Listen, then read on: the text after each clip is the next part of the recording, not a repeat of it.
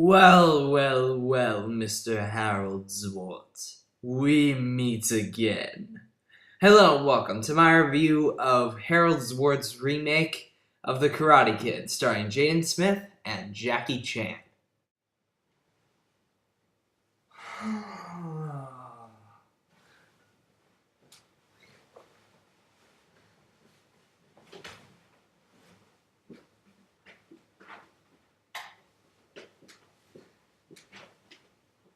Still gotta go to school. Oh, well. At least I get to see how Harald Zwart's new piece of crap got trashed on Rotten Tomatoes. Let's see here. What? 69? Really? Wow. I guess those critics always are crazy. I guess I'll look at the other YouTube critics. I'm sure they'll be more down to earth. Let's start with the always reliable Mr. Tom Chattelbash. Did I loathe this movie to the very core like I expected to? Yes? No. In fact, I kind of loved it. So what in this movie...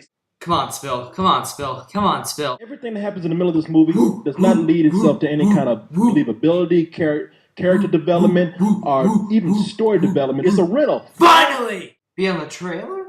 Love the new Karate Kid, giving the movie a 9. And hey, you want to watch Beyond the Trailer on the go? Then be sure to subscribe to the Beyond the... Okay, fine. Fine. I give. I will see The Karate Kid. Okay, so as you can probably tell, I really was not looking forward to this film in the least bit, having it been directed by the terrible Harald Zwart, who previously did the Pink Panther 2. I'm sorry, I just get that nails / shotguns on the chalkboard feeling whenever I say his name. But I just really, and nothing about it looked terribly good. You know, I'm not a big Jaden Smith fan, and Jackie Chan hasn't made a good movie in God knows how long. But after, as you can tell, after looking at all these great responses that this movie is getting, all this great word of mouth, I decided I would give it a shot. And was it worth it?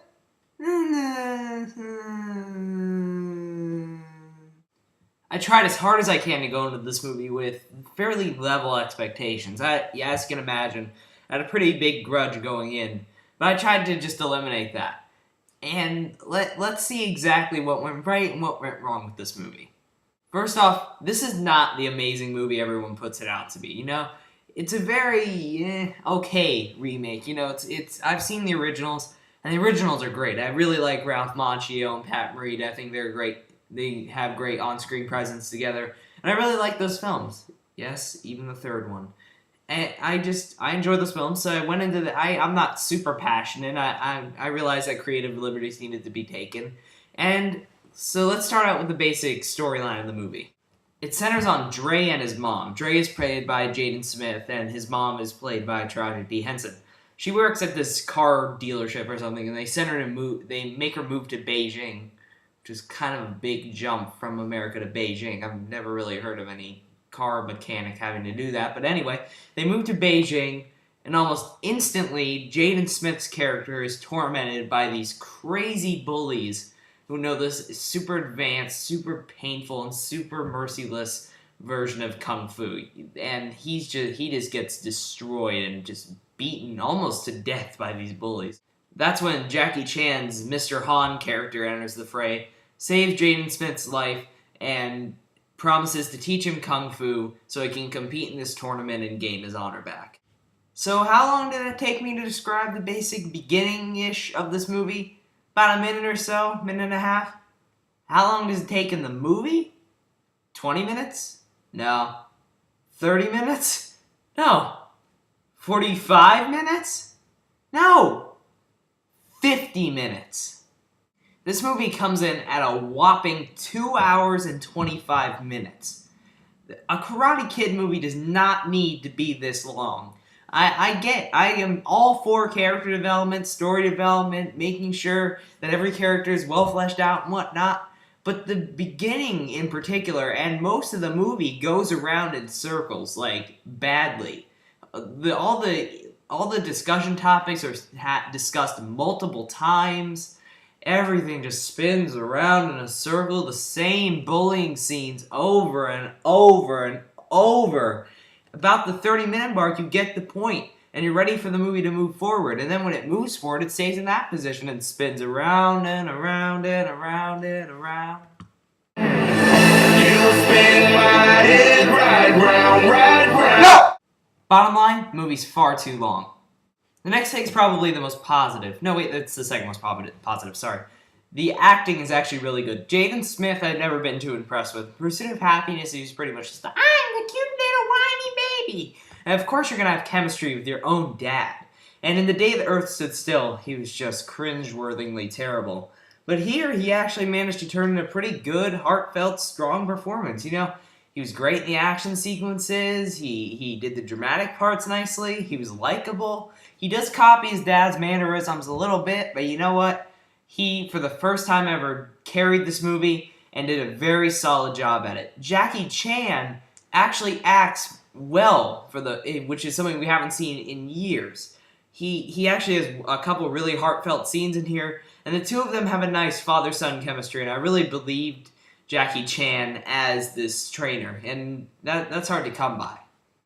Also, the movie features some very impressive, well-shot, and surprisingly brutal fight scenes. Like, there's some moves in here that really have you going, ooh, or damn! But that's good for a movie like this. And I really enjoyed the fight scenes because they didn't pull any punches. They did get a little ridiculous at times watching these little kids jump around like they're in the Matrix, but you know what? I really do believe that a lot of this was actually, like, real and not a lot of it was wires. I may be wrong, but you know what? I actually believed it. And the fight scenes in this movie are just really fun. And to my utter shock, Harald Zwart didn't actually direct this movie that bad. In fact, the man did a pretty good job. He works well with actors, he's good at filming action scenes, his cinematography's solid, and if he had an even better script, I'd look forward to see what he does next. I mean, this movie isn't great, but this is definitely a huge step up from Pink Panther 2. There are two other main flaws to this movie. First off, the love story between him and the girl he meets is kind of bland and a little unneeded. And second of all, the movie's pretty vacant. You don't really care about any of the characters or really give a crap about what's going on until the actual tournament scenes, which are pretty exciting. But, you know, I was bored through most of this, to be honest with you. It never grabbed me. I was never really entertained by it. It just kind of plodded along.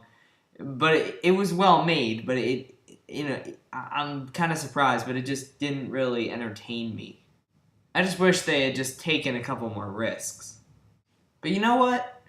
It's a movie that I expected to be complete and utter bull, and it wasn't. It was just okay. Sure, it's slow, mighty predictable, and some of the subplots are unneeded. But it is a solidly made film. There's some nice performances, and you should seek it out on DVD. And that's warranted enough to give it 2 stars out of 4. It's nothing that you need to go see in the theater, and I'm really pissed about it being the A-Team, but you know what? It wasn't terrible. But Mr. Zwarts, we are still enemies. Oh, and P.S., me likey the video reviews. Let's keep doing them.